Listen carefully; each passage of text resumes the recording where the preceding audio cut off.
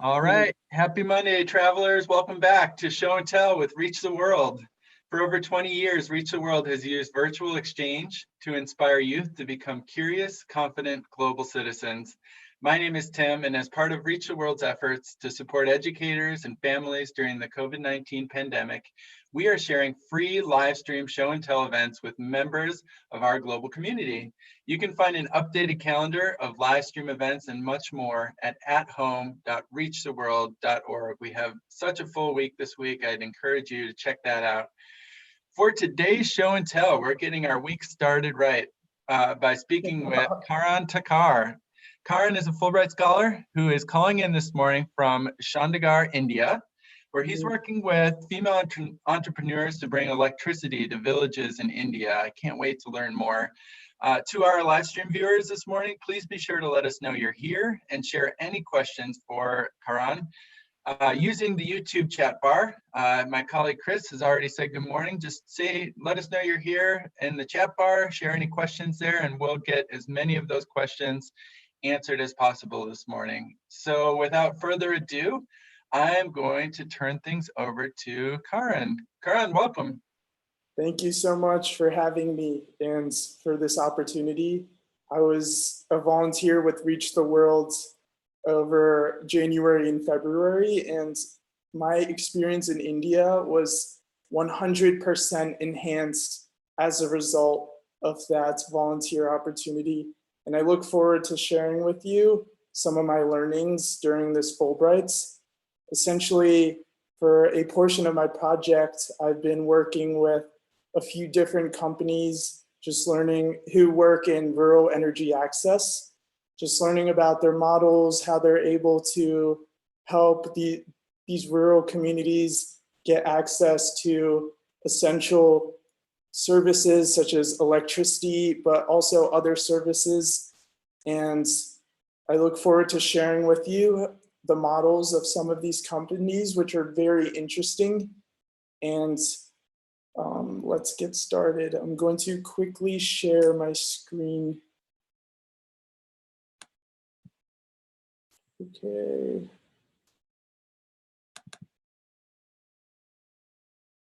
Can you, is this good? Looks great. Great. Okay. Let's get this PowerPoint going. Here. Okay, so I'm Karan. I've been in India on a Fulbright scholarship since August, and I'm still here.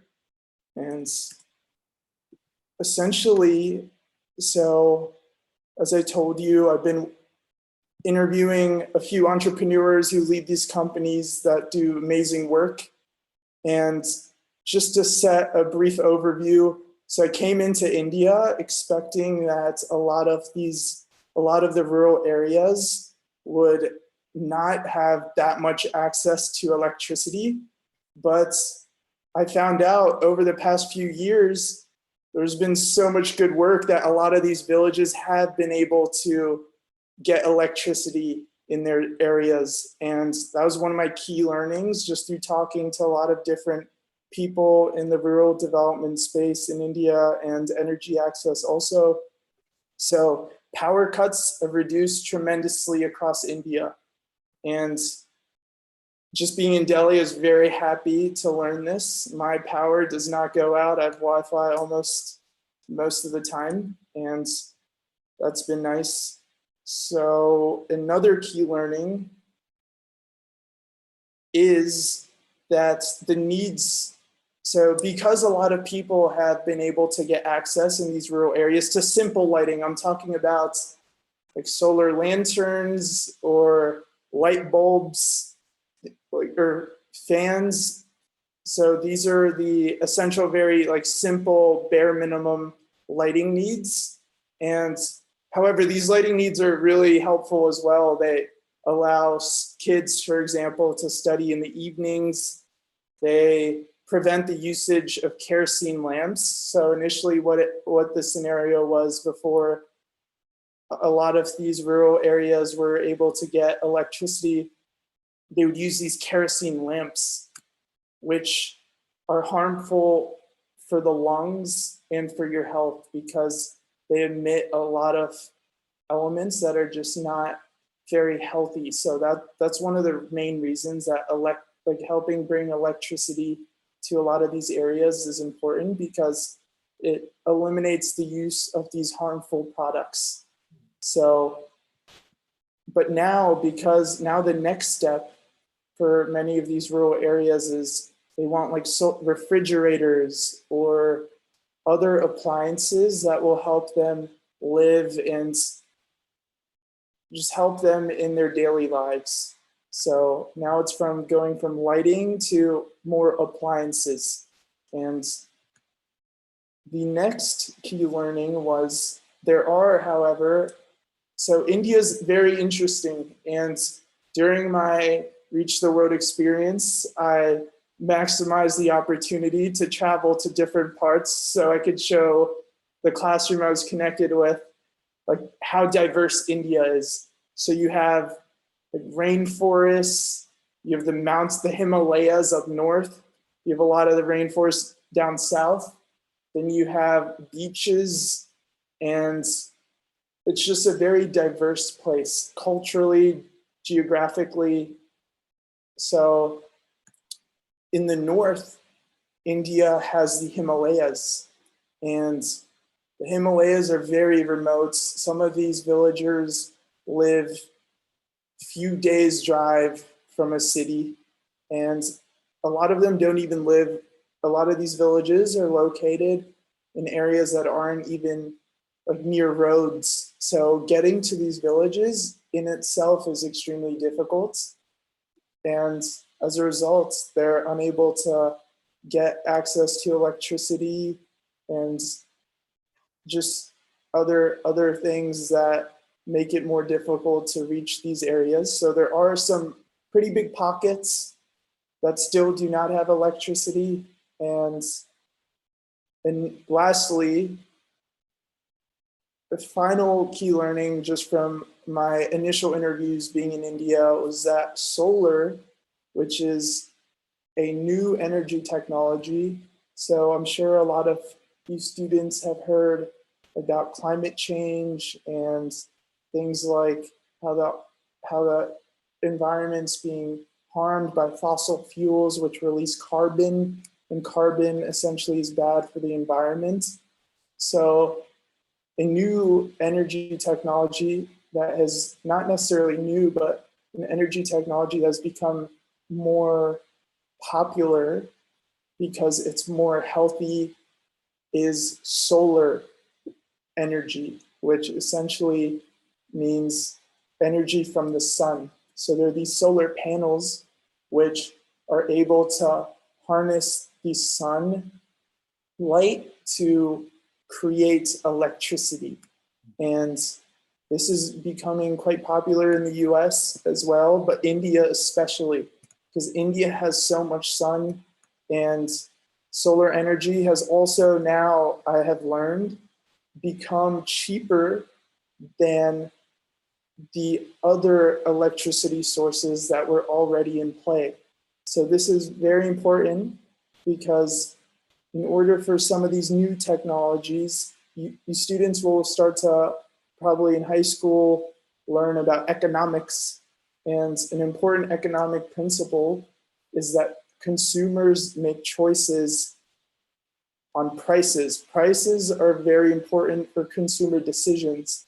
And now because solar is becoming cheaper than other technologies, it's more likely that people will start adopting this technology. So that's a very important learning. This is a very important time because solar has become cheaper. And Karan, can I ask a quick question? definitely. When you're talking about bringing electricity to really remote places, are we talking about like installing power lines from cities to remote places? Or I know in the case of solar, you're talking about generating your own power at the village level. What is it just a matter of like laying a very difficult electrical connection between an electrical source and a remote village, or is it more complicated than that? So that's a really good question. And essentially, so what's happened in India is it's kind of been a mix of the government extending the power lines to the remote areas. The government in India has made a really strong effort to bring electricity to villages. So they've been able to build out these power lines, Okay. which, as you guys see, are those wires that are almost everywhere in the US. You can see these wires on the side once you actually look for them. I used to never even be aware of them. And then once I've started to look, they are everywhere. And the government in India has essentially extended these lines to remote areas, which is very expensive. And they've done a really good job in doing so. And it's also been a combination of that and also a lot of these entrepreneurs who have created companies that solely focus on this work. So it's a little bit of both, but in India, what's happened is the government has really invested heavily into bringing these big power lines to the villages, and entrepreneurs have also been doing great work. So it's been a combination. And yeah, thank you for your question. Sure. And once these power lines reach villages, sorry, I don't mean to derail your speech, but I'm really curious. Once the power lines reach the villages, are we talking about just enough electricity to power lights, or is it a next challenge to have enough electricity to power a air conditioner or power a refrigerator or some of the other things that I presume require more intense electricity? Yeah, so this is actually one of the current challenges. So while these power lines have been built out, often what has happened is they're unable to really provide electricity like reliably across the whole day. So what you used to find in India was power cuts were they're more ubiquitous, meaning they were like 20 hours a day, or like they're 18 hours a day, but now they've been reduced in many areas to around like 6 or 8 hours a day, which is, if you think about it, still pretty substantial. So especially in rural areas, it's more of a problem. And these power lines that have been newly built, that a lot of the problem is with the power is not coming all throughout the day, especially with the newer lines in the villages especially. So that's still a challenge, and that's why a lot of these companies are still working, because these villages, yes, they do have access, but it's at a very unreliable. Okay. And so I was trying to play this video next. And this video is, actually, I'll do one more slide and then I think I'll play it. So one of the companies who has been doing really phenomenal work is called Frontier Markets. And they're based in Rajasthan, which is a state in northwest India. You could say it's about a few hours west of Delhi. And Delhi's the capital of India. So what they do is, I'll talk about their model, but just broadly, they go into villages in Rajasthan and now a few other states. They're in 4 states, as it says in the bottom right box. So they're in 4 states, and they train women to essentially be able to sell solar lamps initially. It was initially selling solar lighting products when they were founded. And they would train women in these local areas to help to sell these products in their local villages. And it's a really interesting concept, and it's worked very well.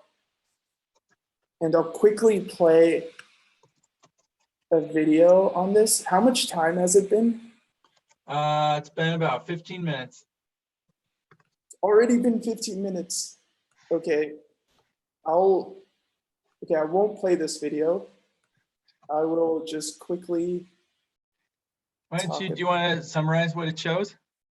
I mean, it's 1 minute actually. I'll just Okay. play this video and I won't talk as much. This video is way more interesting than me talking a bit. So this is a quick bit from an interview I did with the founder of Frontier Markets, Ajaytha. And it's a minute and a half, and she just talks about their work. So Yeah, Frontier Markets started with that mission. The mission was that we felt that rural households are fundamentally the king of the world, that they deserve to be treated like dignified customers, and that ultimately we want to make sure that we're spending all of our time getting to know them, and then through that, creating a market or a distribution or an access company that can always be delivering what they want, when they want it, at the best quality, at their doorstep, and always being there if something went wrong. Right, like that was the idea. Understood. That makes sense. When we started with energy. Going back to the point that I was making earlier, is because we felt that the energy crisis back in 2012, 2013 was massive. And really, rural households, if you don't have access to regular, reliable electricity, it's very difficult for you to get out of poverty. So I could buy a sewing machine, right? But if I don't have electricity to power it, what am I creating and how am I making money? And so fundamentally, we also felt that if you bring in good quality energy solutions to rural households, and you're actually following through with its purpose, its design, its outcome, et cetera, they'll trust you more. Because here I am, I can tell you that this medicine is the best medicine and you should totally use it. But if that medicine doesn't heal you, why would you ever believe me, right? So similarly, when you're giving someone access to reliable lighting and they never had access to lighting before, there's an instant satisfaction that comes in, which creates like a platform of trust. Frontier Mark. Yeah, hey, that was awesome, Karan. We couldn't see the video, but we could hear the audio. And I'm wondering do you want to, now we're sort of 15 minutes in, and I'd love for you to come out of your screen share and we can just sort of talk about what you've been doing. I'm curious, I know that a big part of what your work was looking at female entrepreneurs in particular. And what is it about the female entrepreneurs that is making this such a successful effort? So one of the key things is that they have a lot of trust in their communities. So they're able to, like, people, when they agree to sell a product, and they will only sell a product that they believe in.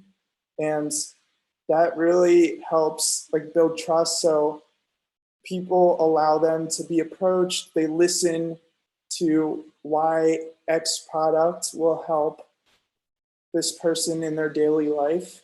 And that's a really key component, is the trust aspect. A lot of these women have a lot of trust in their communities.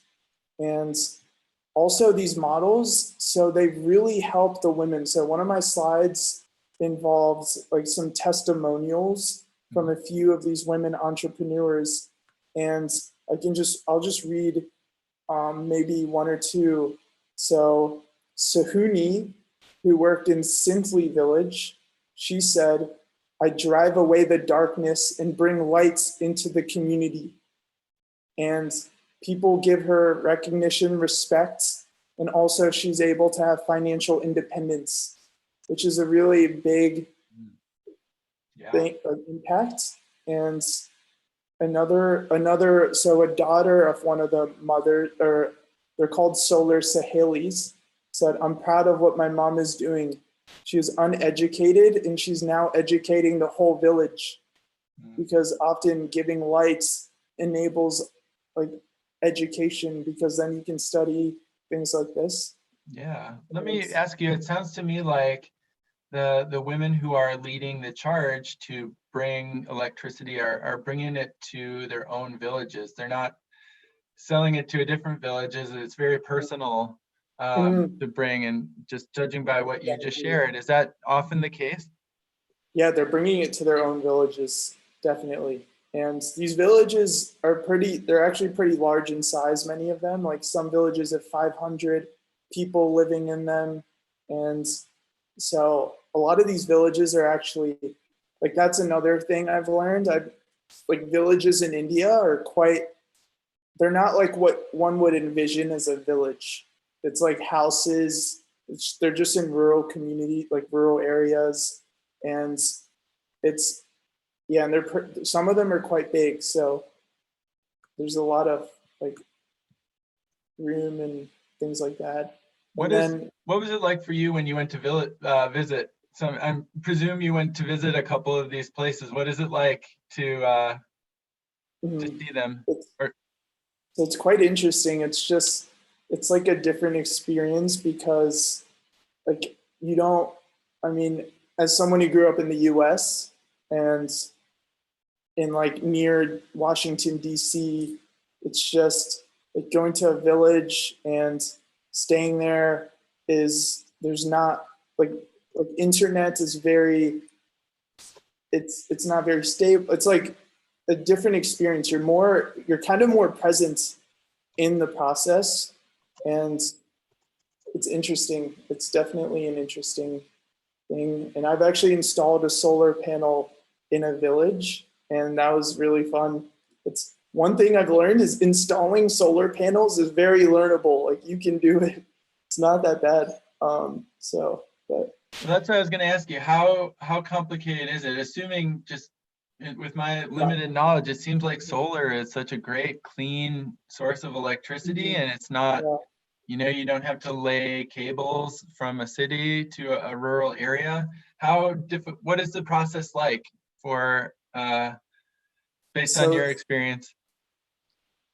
So I'd say it would take a few times to be able to do it like by yourself. But there's not a lot of, like, you don't really have to have a deep knowledge of technology to be able to install solar. So that's another really, so like one of the ways, like most of these companies in the rural areas, how they operate is they create local employment opportunities by training like a lot of these local which essentially helps to uplift them, helps them generate employment. And because solar is like a technology that one can teach, it's perfect. It's like a perfect model to essentially recruit people in the village, benefits the village, and it's a doable thing. So it wasn't, I couldn't, if you were to ask me to come put solar on your house, you would not have electricity at all. But. Do you have a sense of how much the electricity costs on a monthly basis or an annual basis to a village? It's a good question. And so one thing that's happened is the solar costs have really come down. And essentially so a lot of these, I don't want to give you like an exact price because I don't want to spread misinformation. But one thing is for sure that prices have come significantly down. And like a lot of these banks in the rural areas are willing to like help finance. They've become a lot more open to helping finance these projects. So they're able to, so like a lot of these rural villages are able to get like help paying for these systems through banks, which they weren't willing to do earlier. And a large reason for this is the decline in cost and also just the popularity in the technology, like the provenness. So. Yeah, and after a solar panel or panels are installed, are they owned and operated by the village, or are they owned and operated by the government, or does it change over time? These are all amazing questions. And essentially, this varies, but another learning I've had is what used to happen and what really like has caused problems in terms of solar adoption, like more broadly, or what kind of slowed the pace down was what used to happen is the companies would go into villages and they would install the panels and just expect the villagers to be able to maintain it and things like this. And then if the panel like malfunctioned, it really created a lot of mistrust within the village because they were like, oh, this company just, like, we just paid for this product and now it's malfunctioning, and then the company just left.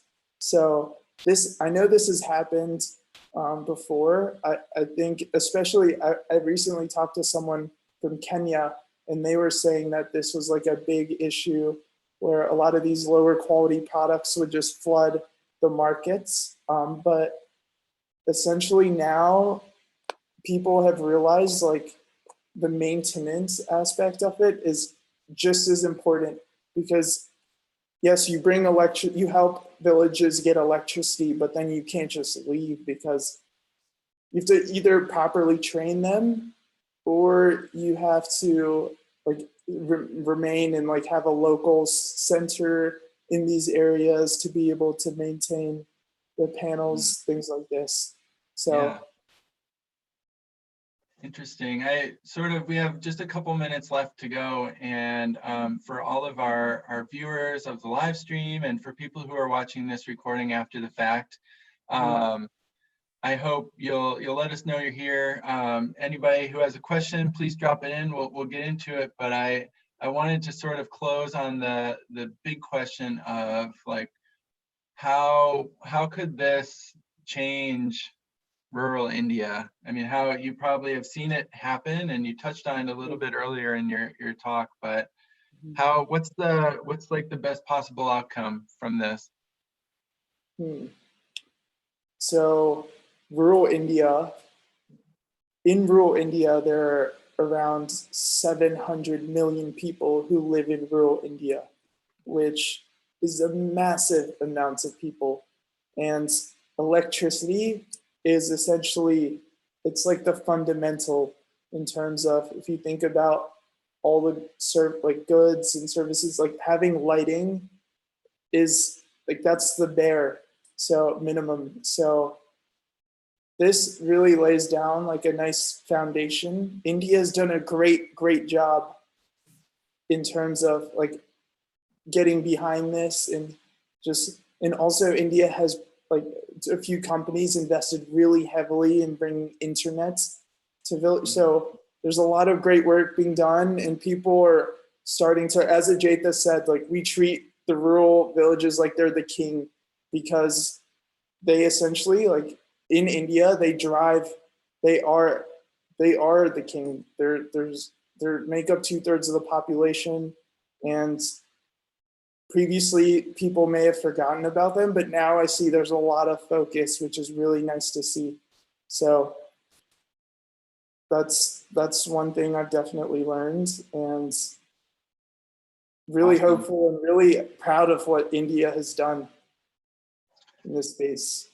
Cool. Well, thank you so much for sharing your research and your findings with us today. I really appreciate you taking the time to do a Reach the World show and tell on this fascinating topic. Real quick before we go, I like to ask all of our show and tell participants, when COVID-19 restrictions are lifted and you're free to roam again, what's one place on the planet or in India where you'd like to have your next adventure? Definitely just go eat a buffet of high meat protein foods. I've been eating purely vegetarian in this lockdown and just ready to devour. You're ready. All right. Awesome. Karan, thank you so much for joining us today. Thank you also to our entire YouTube live stream audience for joining us. We've got a full slate of live stream events scheduled for this week. Thank you so much.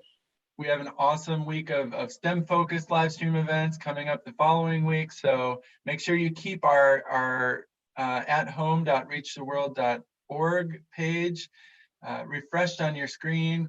We're updating daily with new events. And until next time, this is goodbye. Thanks again, Karan. Thank you so much. Honestly, thank you. Reach the world. I want to be in touch. And thank you for this opportunity and just the experience. Thank you.